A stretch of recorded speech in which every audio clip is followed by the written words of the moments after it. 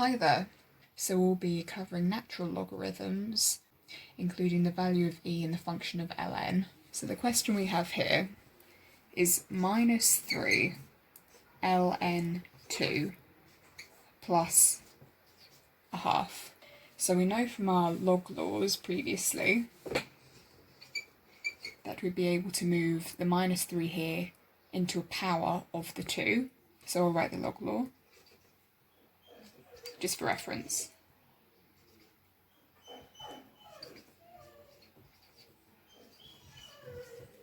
Obviously we're working this side to this side.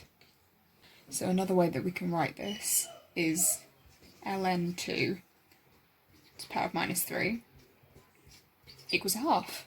So now I'll move on to the value of a half. We'll be trying to include a value of either e or ln in this. And one of the things that we know about e and ln in cooperation is that they cancel each other out, as e to the power of x is the inverse of ln to the power of x. But when they cancel out, they form 1. So ln e equals 1. Something else that we know from index laws is that when you put something to the power of a half, it becomes a square root. So what we can say is that a half would be the equivalent of ln root e. Because if you just imagine there's an imaginary ln e right here, so what we can do now is transfer that back into the original equation. So ln root e. Another thing we can do here is simplify the power on this first term. So 2 to the power of 3 we know is 8. So then it would be ln 8 to the power of minus 1, which we can then just use to turn into a fraction to get ln to the 1 over 8. Another law that we have is that when two ln terms are added, you multiply the number after it. So essentially what we're getting here is ln, then 1 over 8 times root e. So we can just move this over onto the 1. 1 times root e is root e. So we'll just get ln root e over 8. I've also got another e and ln problem I'd like to go through with you. So this problem is 32 times e to the power of minus 0.25x equals 4. Okay, to start with, we'll make it simpler for ourselves, so we will move the 32 round to this side. So we've just got the numbers on one side and a complicated bit on the other side. So we will have the e as it was before, but we will divide both sides by 32.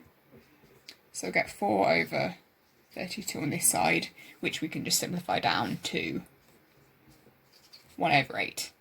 Now the next bit we can do here is to raise both sides to ln. So we will get ln e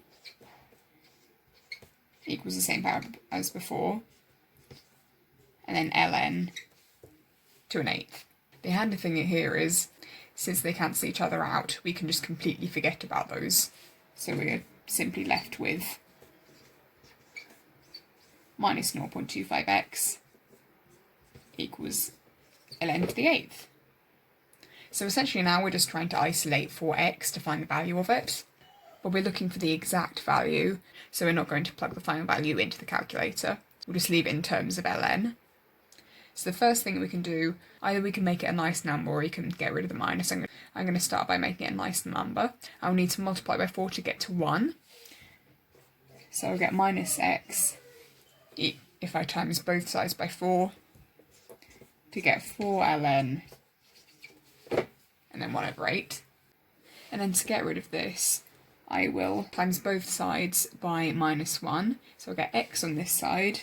And then for the sake of showing the steps, I will do minus 1 and then the rest in a bracket. So this can all be simplified to x equals minus 4 ln an eighth. And then since we know that an eighth is also equivalent to 8 to the power of minus 1, these two cancel out, so we will just be left with a very simple 4 ln 8. I've got one last problem to go through with you, and it is trying to find the points of intersection where the equations y equals e to the power of x minus 3 and y equals 1 minus 3e to the power of minus x meet. So since they both equal y, the first thing that we can do is put these equal to each other in one simple equation. Using the word simple loosely here.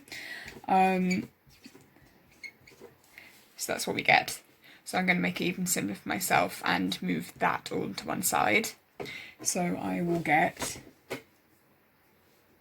e to the power of x minus 4 plus 3e to the power of minus x equals 0. And what we can easily see here is that there are 3 terms with different powers of x. So something I can do here is turn it into an e version of a quadratic.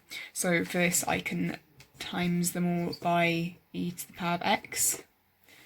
So e to the power of x times e to the power of x is squaring it. So essentially we'll just end up with e to the power of 2x. And then we'll get 4 e to the power of x.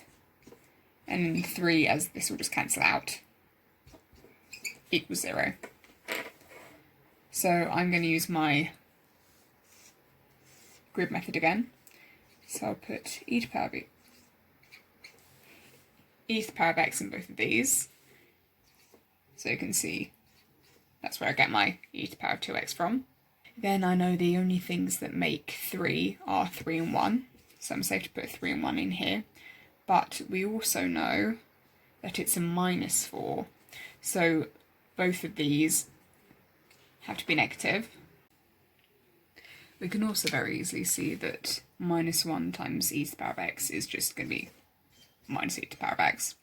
And then similarly with minus 3 times e to the power of x, it's going to be minus 3 e to the power of x. So we're just going to get 3 as the minuses cancel each other out. So our brackets here will be e to the power of x minus 1 and e to the power of x minus 3. And we can put these equal to 0 as before.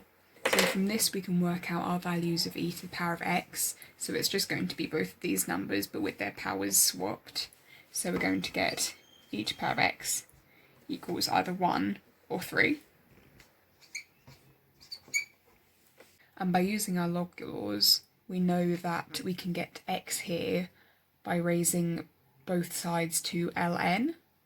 So to get our x, we can raise both 1 and 3 to ln. So I'll write it out like this. So x equals ln 1 or x equals ln 3. It's also just worth noting that ln 1 can just be written as 0. So now since we're trying to find the points of intersection, we're trying to find coordinates. For that we need a y point. So we can substitute these values back into the equation. So we can say that when x equals 0, y equals e to the power of x, or e to the power of 0 minus 3. And since anything to the power of 0 is 1, essentially we're just getting 1 minus 3, which is minus 2. So our first coordinate is 0 minus 2. And then for the second one here, take that off. If we say when x is equal to ln 3, y equals e, like in the last equation, to the power of ln 3 minus 3, if I can squish it on the board. And since those cancel each other out, we're just getting 1 times 3, which is 3, minus 3. So 3 minus 3 is 0, obviously. So the other value of y is 0. So our next coordinate is just ln 3, 0. that's it for the E and L values. Thanks for listening.